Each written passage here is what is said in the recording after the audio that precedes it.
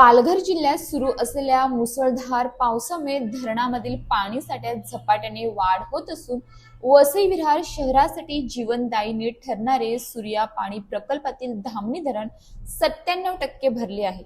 धरण सुरक्षित पातळीवर ठेवण्यासाठी प्रशासनाने धरणाचे 5ही दरवाजे काल टप्प्याटप्प्याने उघडत मोठ्या प्रमाणात पाण्याचा विसर्ग सुरू केला होता। त्यामुळे सूर्या नदीकाठच्या गावातील नागरिकांना सतर्क राहण्याचे आवाहन करण्यात आले होते। जिल्ह्यात 1 जून पासून आतापर्यंत तब्बल 2664 मिमी पावसाची नोंद झाली असून गेल्या 2 दिवसांपासून सुरू असलेल्या अतिवृष्टीमुळे धामणी धरणाच्या पाणलोट क्षेत्रात मोठ्या प्रमाणात पाण्याची आवक झाली होती। परिणामी धरणातील जलसाठा वेगाने वाढून तो आता 268.055 दशलक्ष घनमीटर 97% इतका झाला आहे। धामणी धरणाची एकूण संचय क्षमता 276.350 दशलक्ष घनमीटर असून धरणाची पूर्ण संचय पातळी 118.60 मीटर आहे।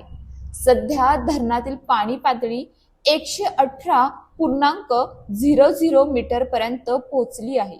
जुलै महिन्याच्या सुरुवातीला धरणात केवळ 54% पाणीसाठा होता, मात्र सततच्या पावसामुळे अवघ्या काही दिवसातच धरण जवळपास पूर्ण क्षमतेने भरले आहे।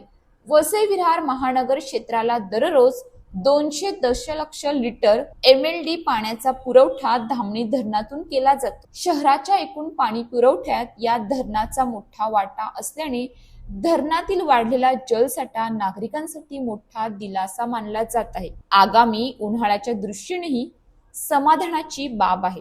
धरणात येणाऱ्या पाण्याची सतत वाढ लक्षात घेऊन 23 जुलैला सकाळी 11 वाजता धरणाचे 5ही दरवाजे प्रत्येकी 25 सेंटीमीटरने अधिक उघडण्यात आले। सध्या धरणाचे दरवाजे एकूण 150 सेंटीमीटर उघडे असून त्यातून 30,671 क्युसेक वेगाने पाणी सूर्या नदीपात्रात सोडण्यात येत आहे।